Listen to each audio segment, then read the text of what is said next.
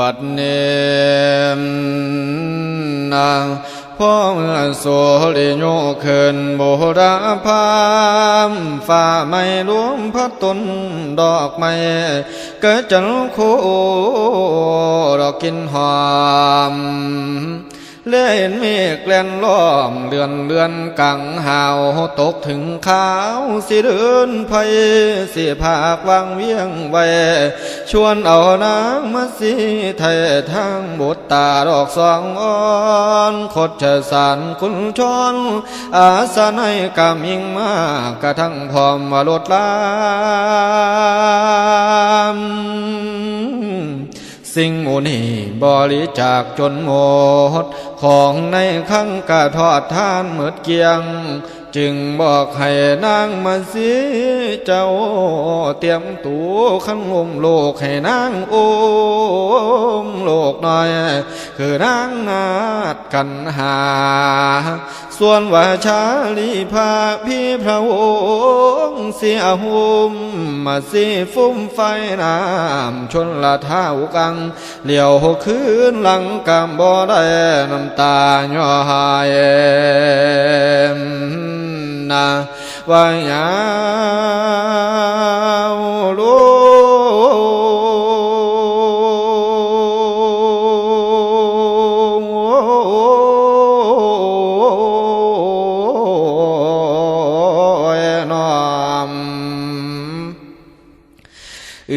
เห็นแต่ป่าศาสตร์สั้นกะซ่องซ้อมานีนินผินหลังกาบขึ้นดูน้ำเนตรน้องหำแก้มตาเดียวมองวังกวางปากท้องบอนเคยนั่งเด่นนอพระเวทเว้าต่อน้องให้เจ้าสาเดินมาเสียอย่าสิเพื่อนเหลียวมองสิต้อยกะตินกะตำตองเสื้อว่าเที่ยวกันให้ห้องลูกาฟ้ากะแย่งบาปบุญเป็นผู้แต่งปาถนาโอบ่ได้จึงจำให้ดอกข้างเมืองแต่ก่อนเฮาอยู่ยังเสวยราชเป็นกษัตริย์ข้าวนี่เฮาพลอยพาดกะจากเวียงวังกวาง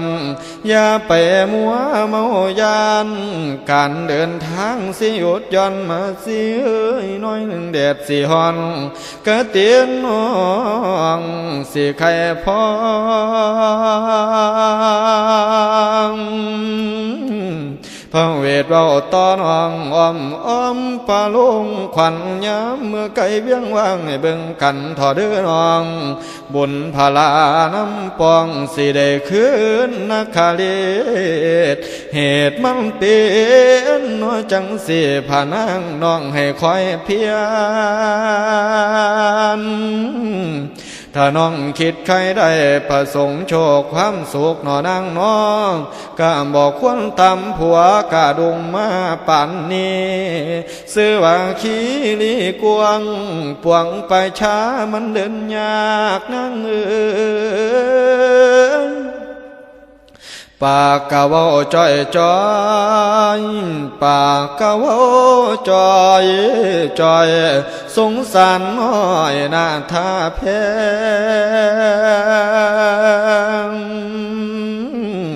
ข้าวนั้นเป็นฤดูแล้งป้าไม่ปงสีหลงแหลงยินแต่เสียงเล่ไรกล่อมเสียงนกแมงวงนกกาว่ามันห้องเสียงท้องมีวอนยินสอนทำให้มาสิไทยขมนมองเดือนสีฟ้าห้ำห้องกะลุ่มพัดมาเชยเขาพัดตามเนาสาขาสัวป่าเดียวกะเลยยายโถขากายดอกขึ้นแล้วเหลียวขึ้นมามือจุ่มกุมหินแต่ฝ่าห่อห่มขันกวมกุมทั่วทาลังเลื่อนง่ายหน้าผ้าฟาดมีคู่เหลียวเห็นป่าปะโตสูงกะมืดมุ่งคันทางนาพากันเดินไปเรื่อยนำความพันก่อแข็งแดดแห่งเผาคนแห่งลากะดูหน้าดอกลาเหลือง สองอ่อนน้อยบอนอ้อยกินพลานางกันหาหิวนมเสียวกินทั้งจูนายดูสองน้อยสีบอนเอาแม่ผลเฟืองไฟและมากว่านั่นแล้วก็เอา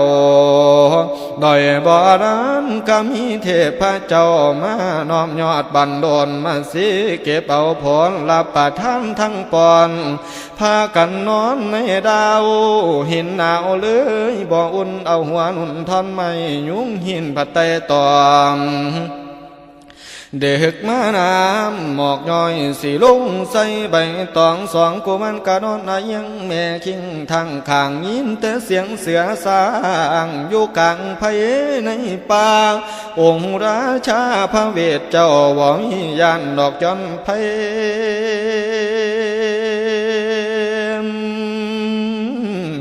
หน่อยบ่อนั้นก็มีเทพทอนไทยมาพิทักษ์องค์กษั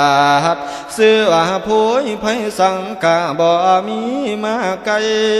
พ่อเมื่อโสริโยขึ้นบุราพา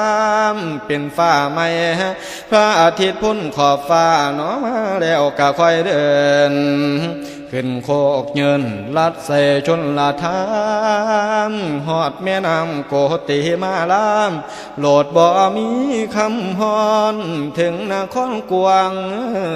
ของพญาเจตราชเป็นญาติกันตั้งแต่เข้าพระองค์เจ้าดอกเมียววอนว่าสีขึ้นตาวย้อนขึ้นลาบสีพี่พระเวทมีคำขานว่าบอกขึ้นไปแล้วตั้งแต่มันดาแก้ว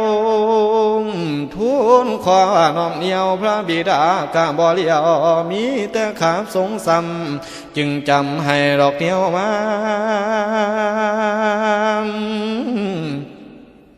ยามเมื่อเวลาได้อารุณง่ายเบื่อเบิกก็เลยออกจากหันก็เดินด้า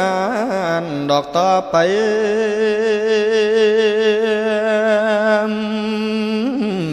พากันลัดป่าไม่ไปถึงเขตเขาสู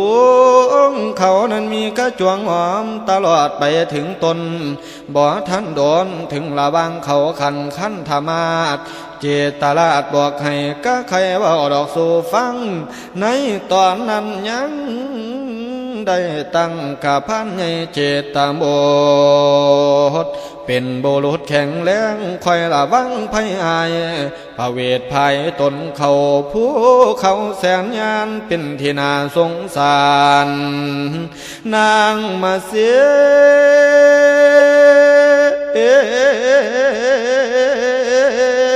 กับลูกน้อยกะหิวลาอยู่วางดู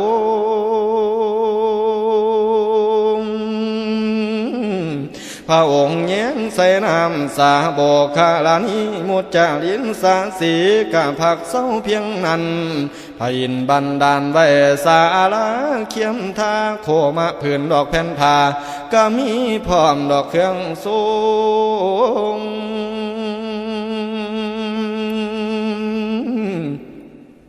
พร้อมทั้งหลวงอักษรไว้จาลาในใครบอกขั้นไปออกจากบ้านกะใจตั้งดอกต่อทำขอจงน้ำเมาผ่าในศาลามานุงเป็นลือสีมาดมงกะในอันดอกบ่อเขี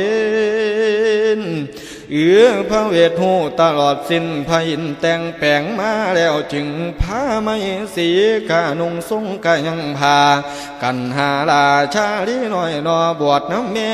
บวชน้ำพอนับตั้งแต่มือนี้บ่มีได้หรอกเกี่ยวกันองค์พระเวทกะเก้าตานจ่าต่อนางมาสิ้นต่อแต่นี้พี่สิเป็นดาบทให้นางเป็นตาปะเสนีกะนุงสุงกะยังพาพี่สิสัญญาไว้นางจำจดจ่อมาสิ้นกามกิเลสก็เกลือให้นางน้องละเสียผัวและเมียไหลเวนกะนางแพงบ่ได้เกี่ยวพี่สิอยู่คนเดียวให้นางอยู่กับลูกน้อยขันพ้อยสร้างสืบสินห หูกันหมดตลอดสิ้นดอกในเรื่องเป็นไปให้ตั้งใจรักษาศีลเพื่อกุศลนั้นไปนาเฮาสิพากันยังในศาลากลางป่าสัญญารับเรียบร้อยกะเหมือนเสียงทุกประการอันว่านางคันน้อยเข้าป่าหาหัวมันส่วนกันหาชาลีฝากพระสามีไว้ไปในไผนอดงกวางตาวันแดงให้นางเต่าเด้อนางเด้ออุปธรรมทอนเท้าบ่มีใดฝืดเครื่องอดสาเลี้ยงลูกน้อยกับทั้งพ่อพระฤาษีบ่ได้มีความทุกข์แต่สิ่งใดดอกมาต้อง7 เดือนได้แต่เน่าไผ่ภาคทินอดสากินมากไม่กระตังเข้าเครื่องเสวยพระองค์เคยเน่าข้างอยู่ปังท้องปราสาทองค์อมาตย์แวดล้อมขับหัวใส่ดอกแกงวีแต่ว่าในครั้งนี้กบวชอยู่ในดงทรงเพศเป็นชีไพอยู่สบายหายหอนมาหอดตอนเน่าข้างอยู่กลางไผ่ขันในเขตวันณประเวทกระจบลงทอนี่สีลงไว้ดอกเทควรเพื่อป่ามวนลงแล้วในกันที่ฉันว่านี้57 พระคานธาเด้อหมู่ญาติขันพินน้องโอ้ยให้จำไว้